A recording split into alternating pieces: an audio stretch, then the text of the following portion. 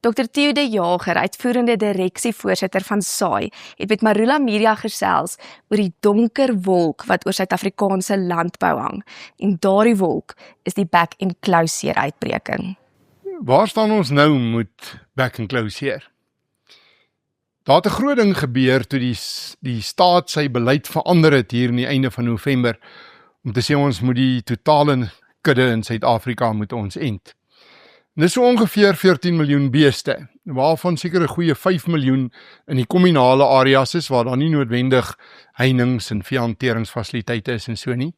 Maar om hulle te end moet ons die enstof hê, en ons kan dit nie self meer maak nie. Ons moet dit nou invoer, en daar is veral 2 invoerders wat die regte enstowwe vir ons kan voorsien, een uit Argentinië en een uit Turkye uit. En ons het reeds 2,5 miljoen daarvan die land ingekry, nou in die afgelope paar weke. Dit is waarskynlik genoeg om die sterkste brandpunte te gaan aanspreek. Om die res te end, het ons nog 'n goeie 11-12 miljoen enstowwe nodig. En klaarblyklik is hulle al bestel, maar daar is nog geen aanduiding van wanneer hulle gaan kom nie. Een van die redes daarvoor is omdat die papierwerk daarvoor nog nie afgehandel is nie, en die betalings is ook nog nie gedoen nie. So boere is ernstig gefrustreerd op hierdie stadium oor die onsekerhede wat hierdie tydspanne veroorsaak. Niemand weet wanneer gaan die enstof by hom op sy plaashek bedien kan word nie. Die kommunale vee is ook nog nie eers aan begin nie. En dit is 'n baie groter oefening, omdat niemand agter die beeste kan aanhardloop in die veld nie. Daar moet groot pogings geloods word wat begin met kommunikasie. Daardie kommunale boere en die eienaars van rondlopervee, ook vee in en om informele nedersettings nader in die stede, moet oortuig word om hulle beeste te bring. En dan moet daai beeste ook gemerk word. Ons weet ook daar's kwessies oor die betaling van die oorplaatjies waarmee die beeste geënt moet word. So die groot oefening het nog nie regtig 'n aanvang geneem nie. En as ons genoeg enstof kan kry, en as ons die kapasiteit in die private sektor kan ontsluit, is dit heeltemal moontlik voor die einde van hierdie jaar nog by die 80% doelwit te kom. Maar die beleidsomgewing laat nog nie daarvoor toe nie. As boere moet kommentaar lewer oor minister John Steenhuisen se hantering van die back and claw, dan is daar waarskynlik 'n gemengde reaksie wat 'n mens om enige braaivleisvuur sal raak hoor. Aan die een kant is daar 2 baie dapper goed wat die minister gedoen het. 2 goed wat hy gedoen het wat hy die krediet voor verdien. En die heel eerste is dat hy al reeds in April verlede jaar 'n taakspan saamgestel het, bestaan uit die beste wetenskaplikes en die beste dieregesondheids professionele mense, veeartse, wat hy in die hande kon kry, en hulle gee vir hom baie goeie raad. Probleem is dat die raad nie altyd gevolg word deur die senior amptenare in sy departement nie. Die tweede belangrike ding wat hy gedoen het, was hierdie paradigma sprong, om te sê ons gaan, anders as ooit voorheen, gaan ons alles end. Elke bees gaan geënt word, en dit gaan moet meer wees as net die beeste. Ook skape en bokke, wilddraakdraers hiervan, varke word baie sleg benadeel hierdeur. Aan die kritiekkant gaan dit oor daai kapasiteit om alles te spuit. Die staat het nie daai kapasiteit nie. En die staat probeer baie hard om alles te beheer in hierdie inentingswaardeketting.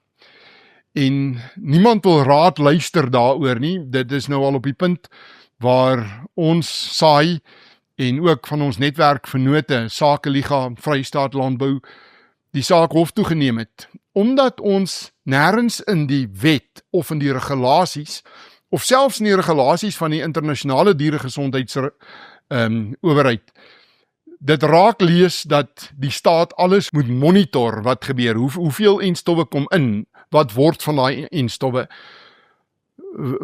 by watter diere word dit geënt, en hulle moet kan rapporteer daaroor.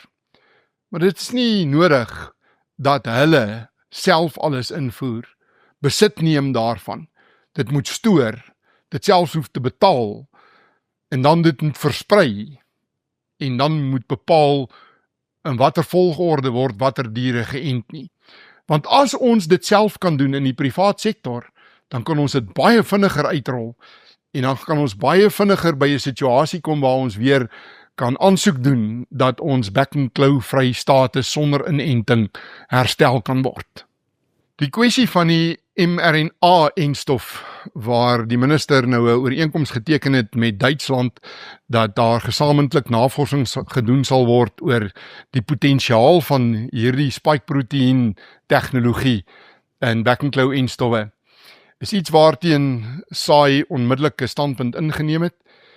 Ons voel dit is moeilik genoeg in die omstandighede waarin ons nou is om boere te oortuig om almal hulle vee te ent. Daar's 'n diep wantroue in gedwonge inentings. En dis waarskynlik 'n nadraai van die COVID-era wat veral sy beslag gekry het in hierdie spesifieke tegnologie. Omdat dit nog ongetoets is, ons weet nog nie wat die langtermyn gevolge is van hierdie tegnologie nie. En daar's 'n groot klomp gerugte dat dit 'n negatiewe implikasie het, byvoorbeeld vir die vermoë van sekere spesies om verder aan te teel, dat dit dalk 'n implikasie kan hê vir ander gesondheidsaspekte in vee en in mense. En dan is daar 'n verbruikersweerstand. Al soos dit is daar 'n verbruikersweerstand op die oomblik teen diereprodukte en veral beesprodukte.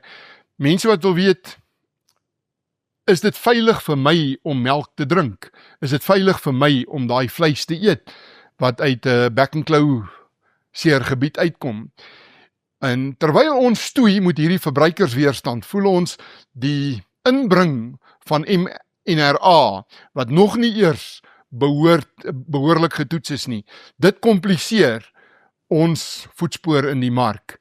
En ons dink nie dis 'n wyse tyd om daardie debat nou te ontkete nie.